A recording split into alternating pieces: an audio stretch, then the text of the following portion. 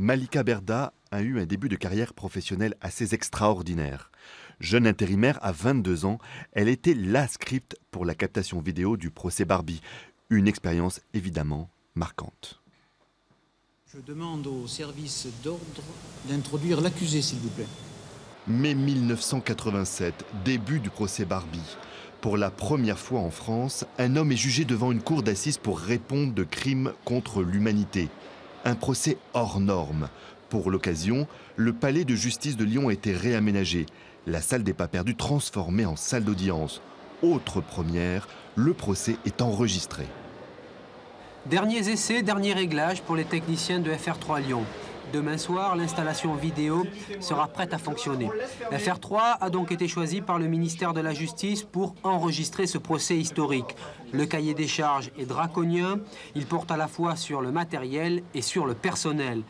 Tous les soirs, à l'issue de l'audience, le conservateur des archives départementales viendra sous bonne escorte récupérer les bandes magnétiques qu'il placera dans une chambre forte. Je me souviens avoir eu une drôle d'impression, avoir eu l'impression d'être dans un cocon en fait. Parce que cette salle des pas perdus, logiquement, elle doit résonner. Et le monde, l'activité, ça bruisse et ça devient un peu sourd en fait. Je me souviens plus de ce qui se passait à l'extérieur au moment de l'installation en fait. Je crois qu'il y avait des manifestations, c'était un peu controversé. Est-ce qu'on devait juger un presque vieillard 40 ans après les faits? Alors, c'est pas Barbie qui m'intéresse, moi. C'est le témoignage des gens. Moi, j'ai envie d'entendre ces gens-là raconter leur histoire. Après l'ouverture du procès, l'ancien Obersturmführer de Lyon a refusé de rester dans la salle d'audience. Il n'a assisté à aucun débat.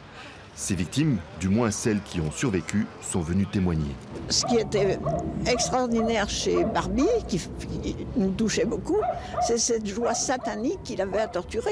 Il éprouvait vraiment une jouissance extrême. Ce que j'ai vu de plus affreux de sa part, c'est qu'il a pris un petit enfant juif à sa maman. Je ne sais pas qui était cette femme, j'ai jamais su son nom, dit du petit. Et il est venu le prendre pour le faire tuer. C'est un homme qu'on ne peut pas oublier. À cause de quoi, madame? À ses yeux. À ses yeux, à son regard. Et ce regard-là, voyez-vous, je crois que tout le monde l'aurait reconnu, ce regard.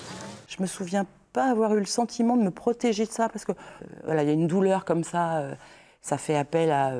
ça remue des choses, en fait. Hein. Moi, j'ai eu l'impression d'être aspirée par ça, par ces témoignages, et que finalement, d'y mettre une échelle dans la douleur.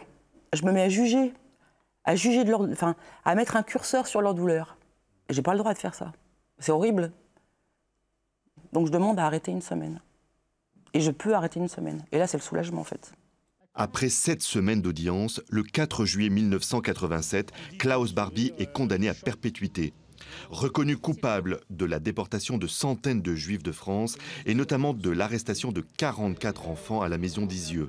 Une condamnation démesurée selon son avocat Maître Vergès. Je constate que le lieutenant Barbie est condamné à une peine perpétuelle, alors qu'à Nuremberg, l'amiral Dönitz, successeur d'Hitler, Baldur von Schirach, Gauleiter d'Autriche, n'ont pas subi de peine perpétuelle. Un sentiment de soulagement surtout, puisque ça met fin à 16 années de lutte qui se sont passées en Allemagne, en Bolivie, au Pérou. Celui que l'on surnommait le boucher de Lyon est mort en prison, 4 ans après ce verdict. Regarde le visage de Barbie, en fait. Et ben c'est le même. C'est le même visage au début du procès, et c'est le même visage à la fin. C'est une évidence, en fait, qui va être condamné tout le long de ce procès, en fait.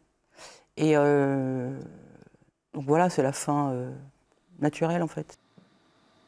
Moi, je suis à France 3 aujourd'hui, et c'est pas par hasard. Je pense que le fait d'avoir travaillé sur ce procès-là fait que je suis là aujourd'hui.